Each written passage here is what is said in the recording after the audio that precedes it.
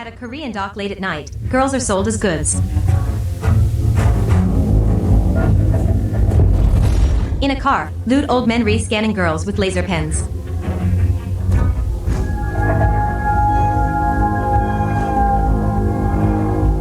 Bids start at 800K, quickly reach 870K. Old men re-salivating, bidding fast. Jin Dooji eyes coldly watching it all from a dock corner. Cockroach confirmed. You'll breathe cockroaches for life. You've forgotten. A masked figure approaches Jin Dooji. Quickly drops a henchman. He's not alone. Mechanic uses smoke. Jin Dooji strikes in chaos. The scene's a mess. Subordinates grab girls back. A motorcycle flies in. It's their hacker. Go-eun. A yacht speeds in. He's the team's president, handling rendezvous. They're targeting a specialized human trafficking and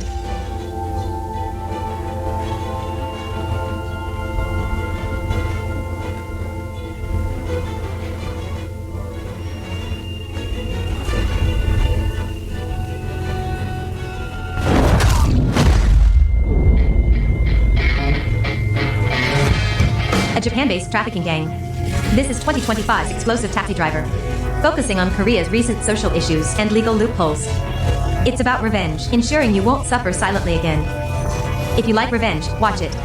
Today we're covering a story of gambling schemes targeting young girls. It starts with Lee Je-hoon. She was tricked to Japan, locked up and guarded.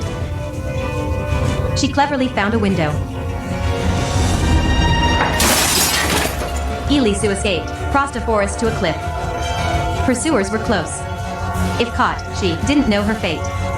She saw the rough sea, hardened her heart, and jumped. She survived, finding a message in a bottle. Taxi driver revenge service. Eui-sung found a phone, dialed. Pursuers arrived before she could speak. Don't struggle. After her call, the president went to Japan. He found a student ID, realizing this was complex.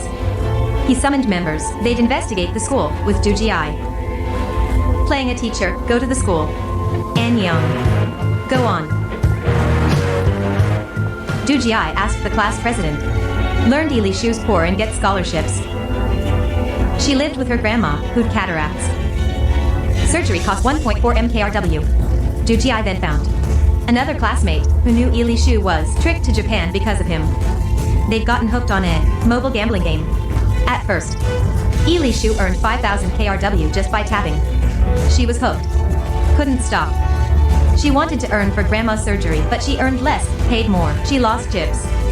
The system popped up a pre-settlement notice. Eui-sung clicked confirm without thinking, but she didn't know this was a trap, luring underage girls step by step via gambling games. Baiting them. Borrowed points were loans. Large loans were split into many small ones. Korean law, loans under 100K have no interest cap. These contracts' annual interest rate reached 5,000%. A 300K loan grew to 1.5M in half a month. These sheltered students couldn't discern it. Thugs threatened them, don't pay, we'll tell school. They harassed Eui-sung at school, even found her home. Threatened, call police, you'll be arrested for gambling. Plus, debts must be repaid. After many threats, 2 girls completely succumbed. Not newlywed, please. I'm not newlywed. I won't do it. Thugs saw their chance, suggested easy money, work in Japan for a month, and repay debts. The 2 sheltered girls naively thought it was just work. They agreed to go, depart. On departure day, her friend's dad stopped her, taking her phone. So Eui-sung went to Japan alone, but she never dreamed the nightmare awaiting her. Usually, these loan sharks use violent collection, but these 2 thugs sent people to Japan. They're certainly doing it for profit. To investigate the crime ring. Go-eun went undercover, downloading that gambling game. Every few days, she'd lose all her borrowed points. I don't want to sleep. I've no money, what can I do? Seeing this cute, confused, and naive girl, the 2 thugs immediately were delighted. Clients love these girls. They get a good price.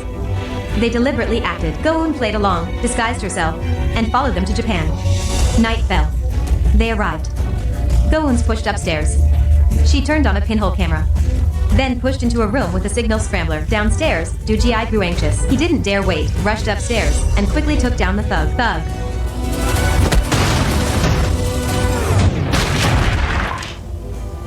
All clear, Captain. Seeing Go-eun safe, Do Ji relaxed. He then found a wall of girls' photos. Asked if he knew Lee Je-hoon. The man said he just erased girls' identities. A car would regularly bring him money. He knew nothing else.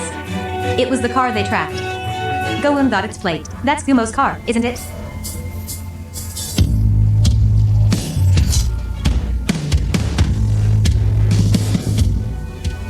That car's their only clue.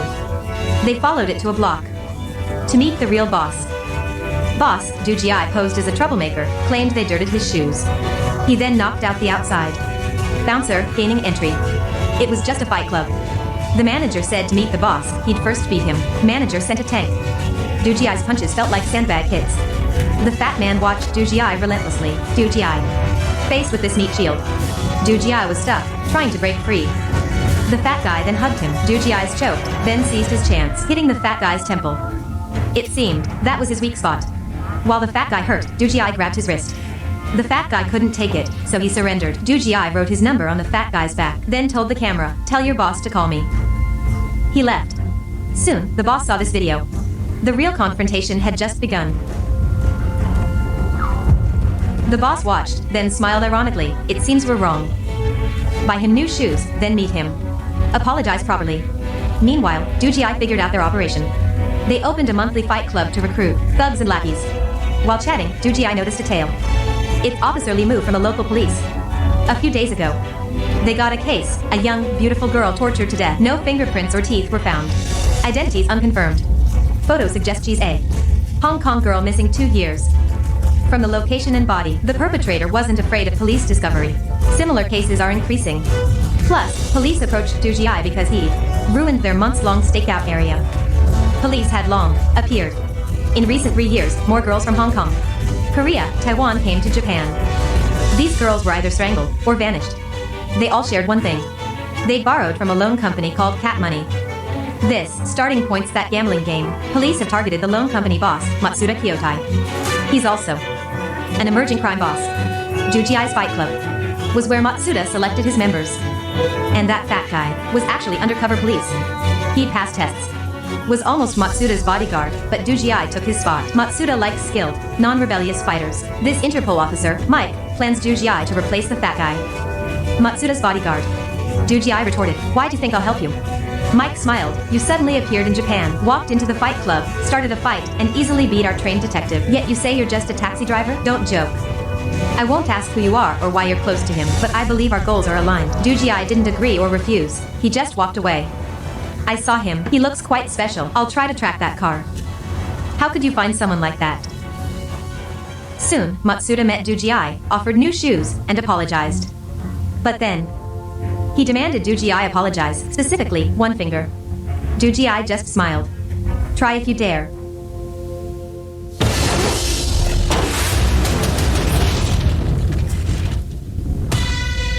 Next, Do Ji, with his plot armor, took down over 20 thugs in under 5 minutes. The two finally officially met.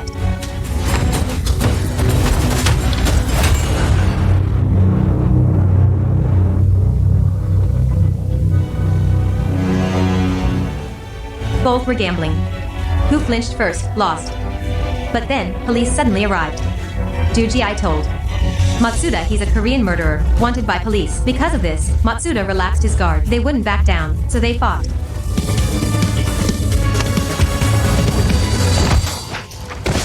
As the saying goes, a fight makes friends. After their brawl, Matsuda finally respected Daochi. He invited him to be Daochi's bodyguard. But Daochi knew it was a test, so he flatly refused. Meanwhile, Go-eun checked Matsuda's company. Finding nothing, he figured Matsuda kept vital info. Managed unconventionally. Daochi suddenly recalled Matsuda's important papers. Someone like Matsuda, who trusts no one, carries everything. Mike told Daochi Matsuda's moving assets. He's probably already sensed something. They must hurry. Daochi faked a fight outside the arena, again catching Matsuda's attention. Matsuda already liked Daochi. So this time they met, he invited him to dinner. They went to a restaurant, laughing happily. Matsuda's guard slowly dropped. Daochi also created a persona, a loyal henchman. Since his boss died, he'd never served another. Matsuda invited him again, but Daochi refused. Still, given the high pay, he'd work as a part-time enforcer. So Daochi went to an abandoned dock. Henchmen set up the site. Daochi guarded the back. After dark, a grand auction began.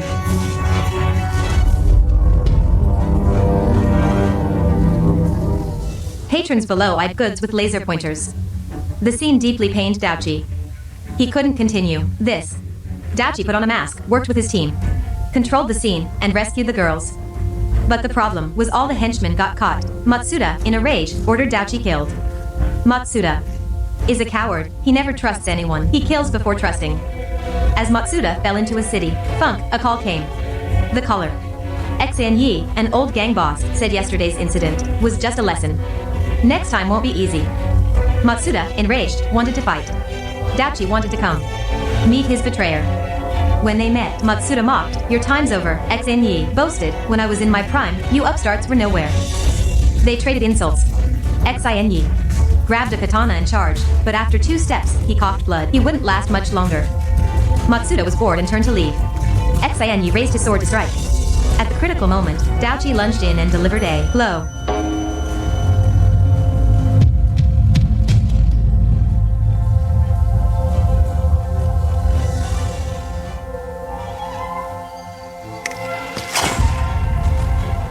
The guy behind him was skilled. His acting was a bit much. But Matsuda didn't notice. It was all a setup to help Daochi gain trust. After this, Matsuda finally trusted Daochi and brought her to the gang's most private spot. Many girls were forced to serve Matsuda's men. In Matsuda's private office, she relaxed. She said, "I've come this far by trusting no one. To avoid being betrayed, I betray first. I sometimes photograph food afterwards. I realize I've no friends to share with. Can I share them with Daochi, but not my family?" Matsuda suggested they become brothers, offering a grand ceremony. This pathetic, lonely boss yearned for a brother he could trust. Unaware, this brother was planning his demise. Meanwhile, Go-eun recruited old retired gangsters from a previous era who despised Matsuda's young gang. So they crashed the banquet. Daochi used the chaos to escape with Matsuda, always protecting him. As they fled the club, police arrived. Daochi sped away with Matsuda, shaking off the cops. Back in the office, Matsuda still yelling. Daochi, meanwhile, had opened the safe with a key. Inside were huge sums and ledgers.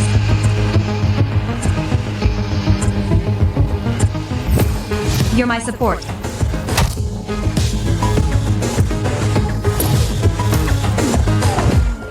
Matsuda asked, "Why'd you do this?" "I've done everything, even wanted to give you the world." Daochi said, "My vacation's ending. I need to go to school and help grandma at her store."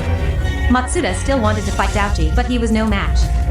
Daochi had been holding back. Now, Daochi was having fun. Matsuda, dishonorable, pulled a gun from a drawer.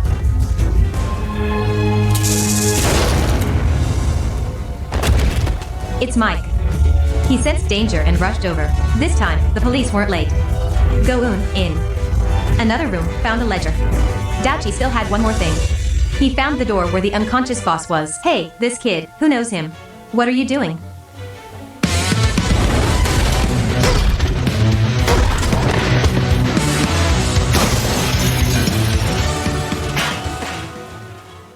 The problem is, if they don't rent them, how do they earn? Someone's paying. For instance, that high schooler couldn't afford it. But someone's paying. Some of the money's missing. Whose is this? No one. That's all they want from the start.